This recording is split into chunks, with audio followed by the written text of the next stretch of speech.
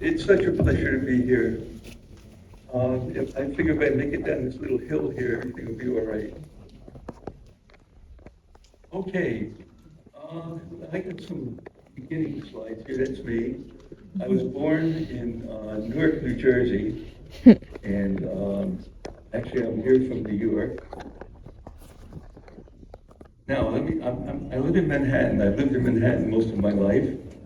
I was born in Newark, and if you look over to the left, there's a little town, Kearney. It's a Scottish factory town. So I kind of grew up with football, soccer fanatics.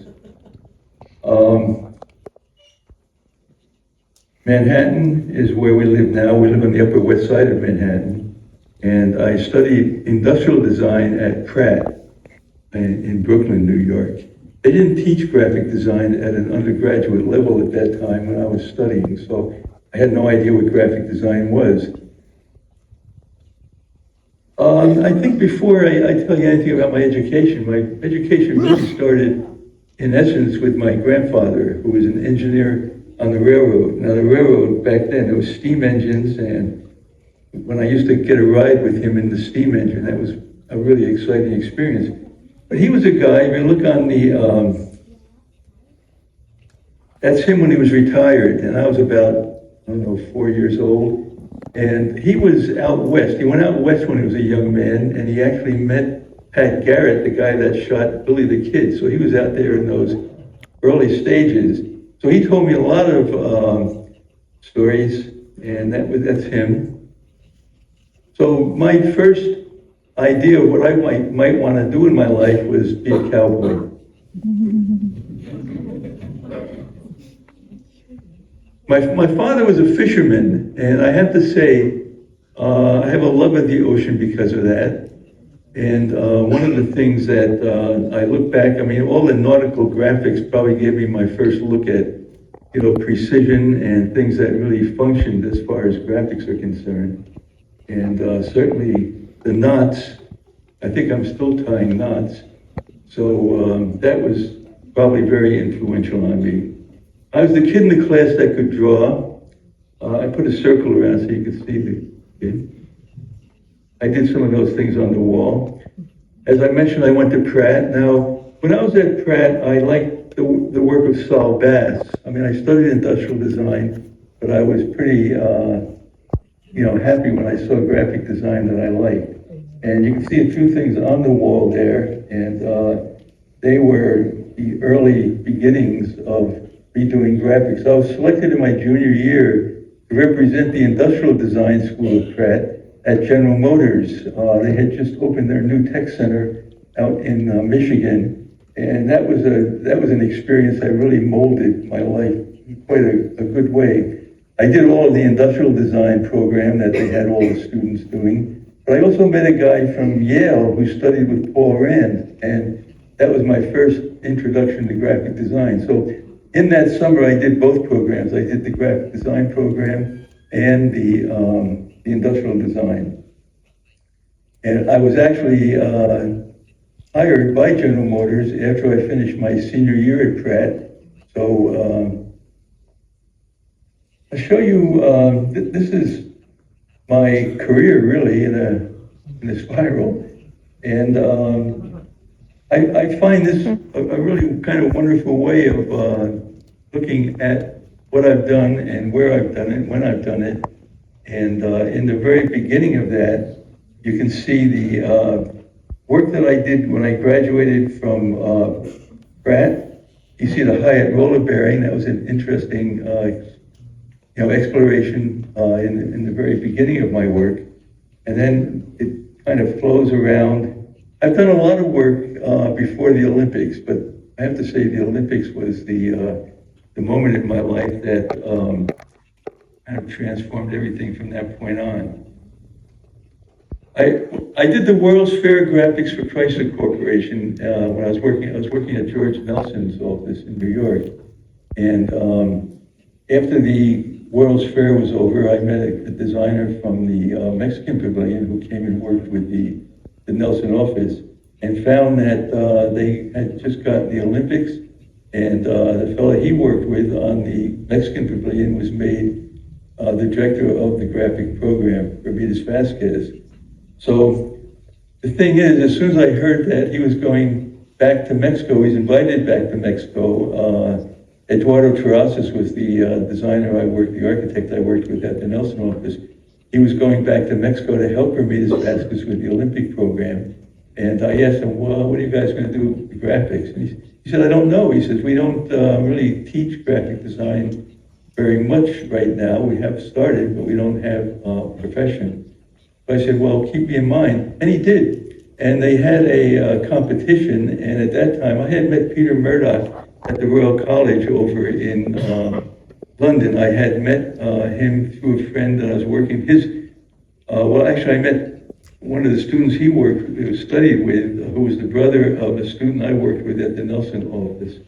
And Peter and I just, I was working at the George Nelson office. He majored in furniture design, and we kind of became friends. So he had won a scholarship to go any place for a year, and he chose to come to New York. So we were working together, and my wife Neela is with me now. That's Peter Murdoch and my wife Neela.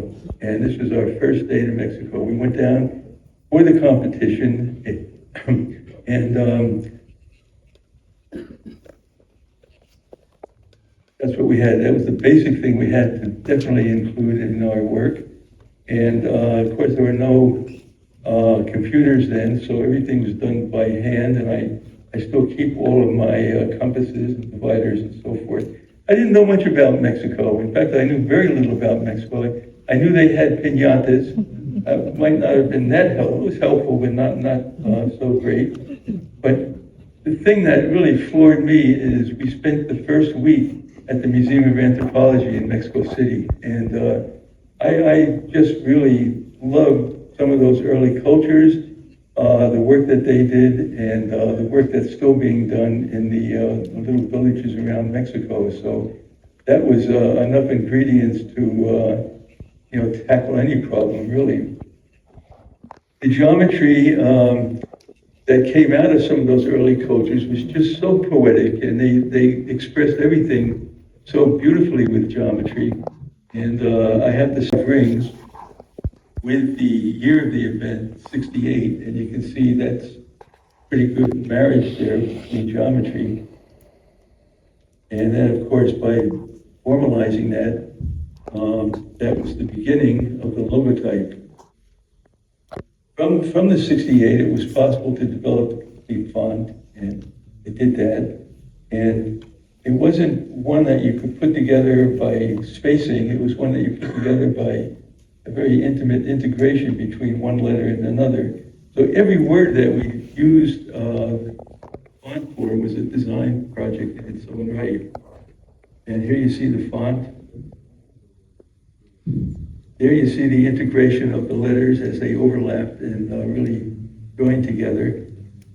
And here you see the geometry of Mexico, ancient Mexico, coming together in a form that was very helpful in telling the world what we were doing as far as the Olympics is concerned. Now, at that time, New York had the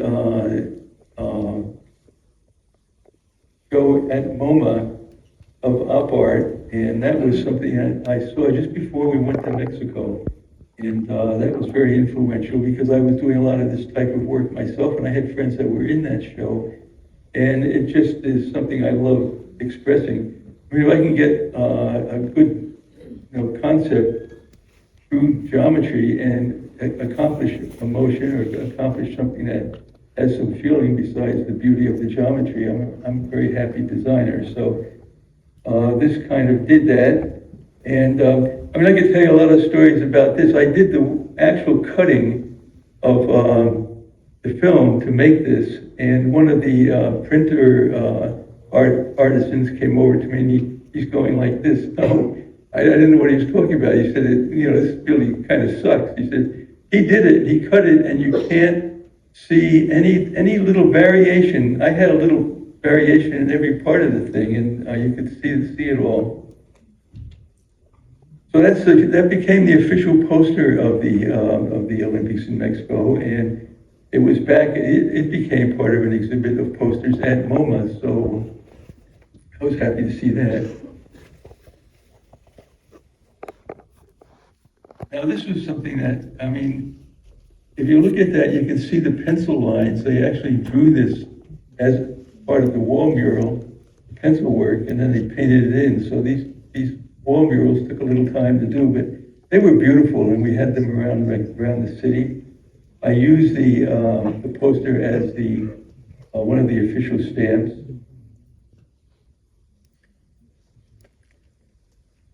Julia's wife, or Peter's wife, Julia, designed the uniforms. I worked with her very carefully, adapting the graphics to the uniforms.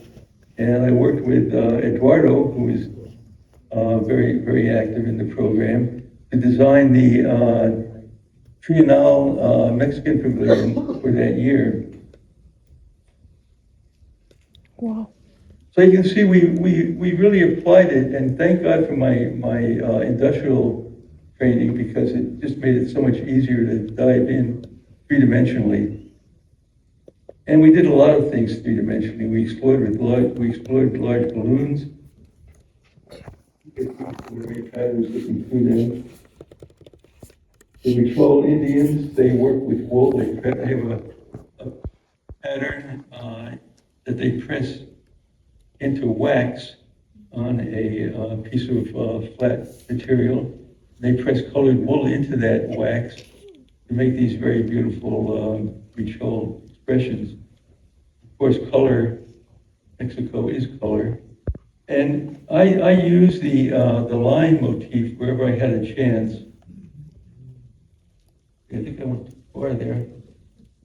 From postage stamps to the stadium, plazas, it was just something that applied large, small, medium, anything that we had to express the Olympics seemed to work.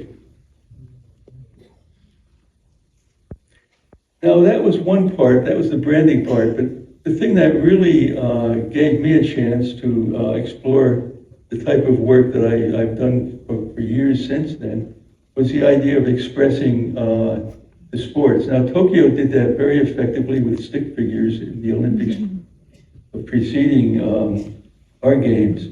We wanted to do something that was different, of course, and we focused on a part of the athlete's body or a piece of equipment or a combination of the two. So track and field became the track, shoe, and foot.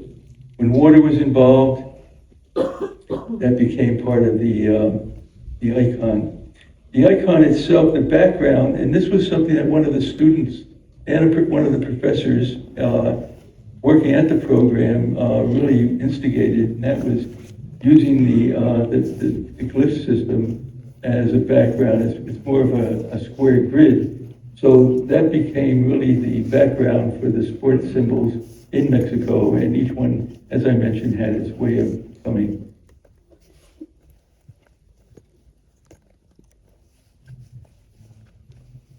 Peter designed the signage. I did that with him, and we used the graphic icons pretty directly. Now that was back then, and then of course we live with icons now, so it kept me busy. One of the things, and this is where my whole career took a good lesson. The icons for the Olympics was one thing, but they're all sporting events and they're all part of a system that works together anyway. But Mexico did something that was kind of wonderful, and they developed a cultural program. And I remember sitting around a table talking about, they decided to have one event for every sporting event. So we had 19 sporting events, so they came up with 19 cultural events. And they said, well, now, how do we put this out to the world? I said, well, let's do icons. I didn't really think about it too much, but it wasn't like doing icons for the sporting events. I mean, it's a whole diverse series of things that had to be put together. So the one thing that struck me is that we had those rounded squares for the sporting events, and I developed a background shape by taking the radiating 68 and stopping it at a certain point and getting that soft 68 image, and putting all of the icons for the cultural events in the background shape, and they automatically look like they were part of a system by doing that. So you had the rounded sports, and then the soft 68. And then we I designed a brochure that we sent around to all the countries that were participating with their sporting athletes. And that we had ultra program, which was a very successful program. We also had service symbols, and there we just used a circular background. And it was picked up by Department of Transportation manual study that they did, which now has become the kind of a standard for this type of icons design.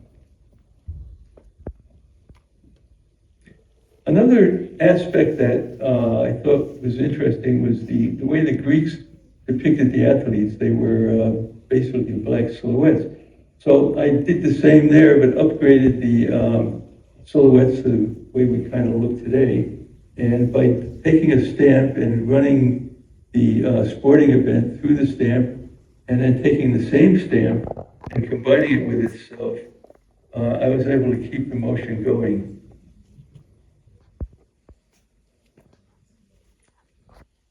And I did that for all 19 of the stamps we had. And it became part of the important images depicting the games. Neil and I were driving down West Side Highway in New York, and this was a weird experience. I said, my God, it's a stamp. I looked out, and it was billboards for the iPod, and the image, I hadn't seen it since the Olympics, but I thought I was looking at the stamps, so that was weird. Again, Julia used the silhouettes for some of the Olympic materials. Another area that was very helpful in helping the athletes know where the training areas and things and so forth was the idea of using the silhouettes as a method of putting visual information out on the site. And I used that approach on the system of telling people how to get to their seats in the stadiums, the entrances, the seats, and so forth. And this was depicted on the ticket, and it worked really well. So you had a blue entrance area to the stadium. You have the seat number, the entrance number, and that's depicted up on the signs for the entrances in the stadiums. So the tickets themselves became very colorful. We used color in a way of being colorful and also being very functional. So every day had its own color, and the stripe gave you the area of the stadium that you find your seat in. I stayed in Mexico and had a chance I did a lot of work with Ricardo Legoretta, who's a very good architect, and I asked him, they were building a metro, and I asked him if he knew anyone over at the metro, and he did. So I went over and thought it'd be a good idea if I had a chance to do graphics there. And I actually got a job to do graphics for the metro. Now, again, I mentioned that the experience of doing that cultural program really opened me up to understanding how to develop icons. I've heard, how does it go? A picture is worth 1,000 words. Well, an icon's probably worth 1,000 pictures if you want to look at that one. So it's a very, very simple way, and if it can be designed effectively, it works effectively. So for the metro, these are early sketches. I want to develop an identity for the metro. And basically, the M shape, well, Mexico City, at one point in its history, was an island, but it always had a central kind of zocalo, a square shape. So I took the square, that was back then when it was an island, And today, the Zocalo is a very alive city center. So I took the square and cut into it the three lines of the letter M, and then rounded off that upper right-hand corner. The metro trains at that point, they had all orange trains, which I thought was great, so I used orange as the color of the icon. Now here we go with that background shape again. It gave me a natural background shape to develop other types of information. And what I suggested is that we develop an icon for each of the stations. And they, the architects and the engineers I was working with said, what do you think, we're going to do literacy? I said, no. I said, this is something that I think can be very helpful, and it was very helpful in the Olympic Games to utilize as much iconic information as we could. So here's the idea, and it's got a very basic principle, and that is if you're going to visit Mexico, for example, you don't have to know what the history of a station is, but you do have to know that it's a pile of apples or a duck or a headdress, and it should be something that is can be expressed in any language. And that's when the system starts becoming useful. Besides that, you can go into just a wonderful depth of what a city is all about through its history, through its functionings at the moment, through its aspirations, and it can all be expressed with these icons. And I know it works now because this was back in 1969, and I'm still working with the city and doing these. So the line of icons, this was the line 1 of the metro, and when you take line 1 and put it over the door of the metro entrances, you have a very, very quick way of identifying, your stop and knowing where you are, and it's expressed on the platforms, and it's a very nice way of working. The system itself got nice reviews. I mean, I called the happiest subway. It was, so that was great. And I did the first 3 lines. This was the line map for the first 3 lines. And I had 2 assistants. One I brought from the printers from the Olympics. The other was one of the engineers that worked at the metro. And we developed, this is how we work. We put everything on the wall. So you're always in touch with the development, and everything was done by hand, and we really worked on it and got the 3 lines all working. Now the lines, the color of the lines, we used the magenta for line 1, and blue, and then the green. And this worked very well. And then the signs were just simple, really light boxes. And when a station had 2 lines crossing, the icon had 2 colors in its background. I developed a typography based on pretty much, I wanted something that was more architectural, and then basing it on the icon or the symbol for the metro. That seemed to work pretty well. So this is 1969, and this is not too long ago. The lines still are identified and are still working. I used Arturo Quinones, my assistant, as he's been going up and down stairs now for 50 years. An icon. And this was shown as an example in the DOT study also. And they work quite well.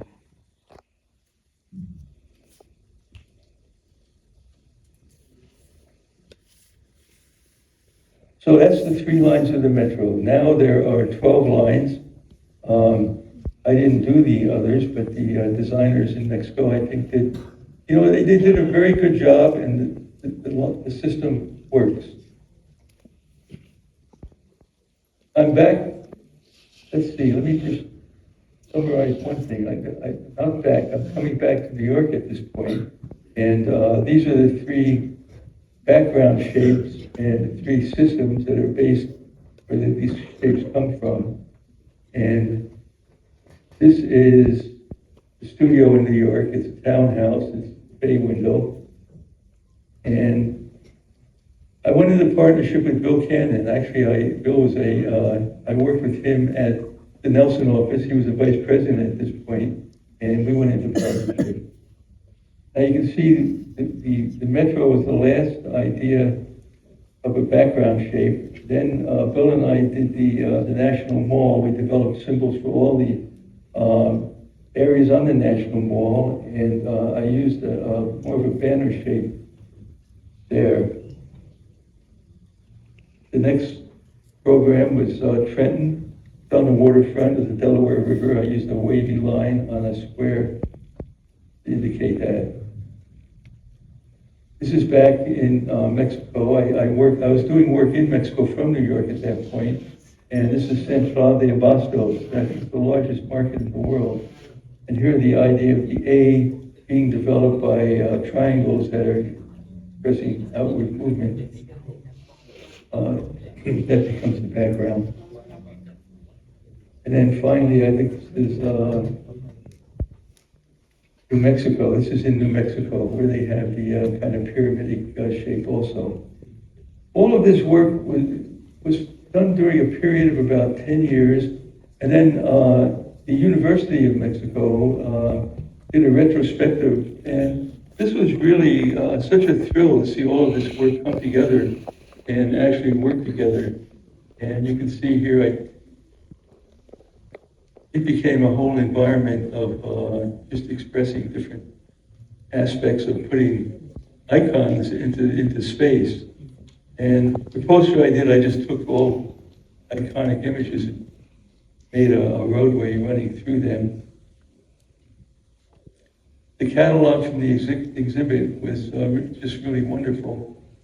And then 50 years after 1969, when I did the Metro, I did the 50th anniversary, and this was a wonderful experience. Here's the mayor of Mexico. They made a 50th anniversary cake, and that's Claudia Sheinbaum. She's now the president of Mexico. She was mayor there. So here I am with the former mayor. I got a piece of cake. One principle that I find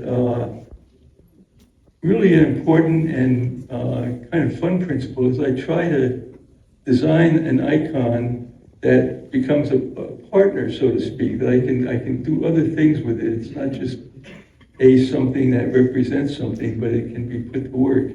And this is the image that I developed for the Metro Museum. They actually have a Metro Museum in one of the station areas. So that was using the Metro icon, and the museum, of course, shows all the history of the Metro. One of my really favorite designs, they started a program where they were rescuing dogs that were, wild and living in the tunnels, and they were getting hurt and causing problems. So they started like a kennels, and they rescued these dogs, brought them back to shape. They asked me to do an icon for that. And here's a lucky dog. So now I've been working. I don't know. I've been working so many years. I tend to lose how many years I've been taking to what. But they have a program now called Movilidad Integrada. That's integrated mobility, and they asked me to do a program for that. So I put the Metro M to work again, and took the geometry of that and basically pushed it around a little bit and made an MI for the Movilidad Integrada, and then put the trackway under it. And that was the beginning.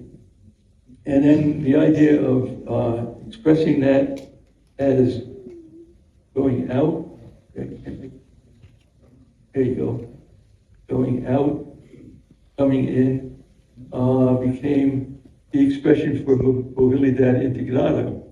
And of course, all of these are now representing the different lines of the system, so the lines are all color-coded. And based on the lower right-hand corner of the metro, we've developed icons for all of the basic systems of transportation in Mexico. And that's, I did something wrong here, okay?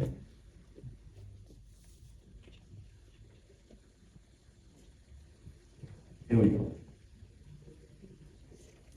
My time zone sucks, okay. It's always good to hear.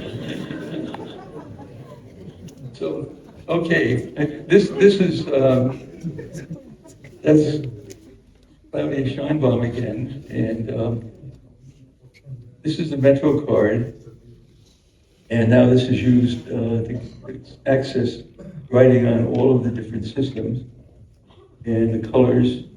We color-coded all of the systems so that, every system has its own color.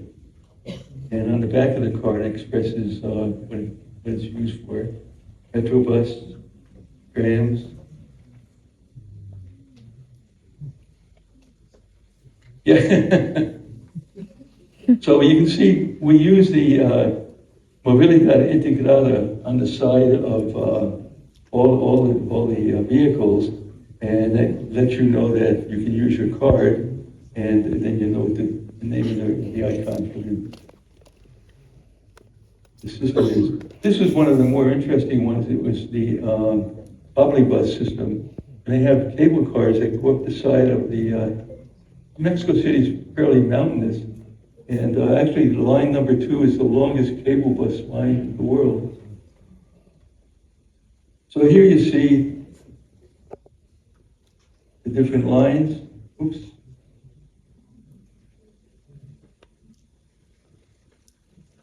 Here's cable car.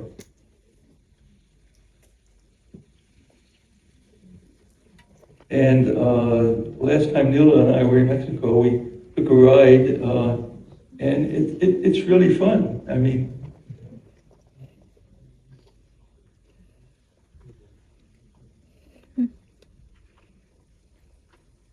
this is having the logo integrated with other help. So that's what I've been working on now, and quite intensively. We just designed 52 icons for a new trolley line, and I've been complaining about having iconitis. It's been a real job. And then Tony, who is here, he and Adrian, did this kind of wonderful book on my work, and I'm still doing it. And I'm also putting my archive together, and our 16-year-old granddaughter Maya, she had 3 weeks before she had to go to high school. So I asked her to help me kind of go through all the stuff I have, files, and put things in boxes and try to organize stuff. And she said, what, how do you want to call these? How do you want to, and I said, well, you're the only one that knows it's in the boxes, so how do you want to index them? So she showed me this sketch, and that's Maya. And it's one of the most beautiful things. So I said, Maya, I said, that's nicer than anything's in the boxes. I said, it really is quite nice.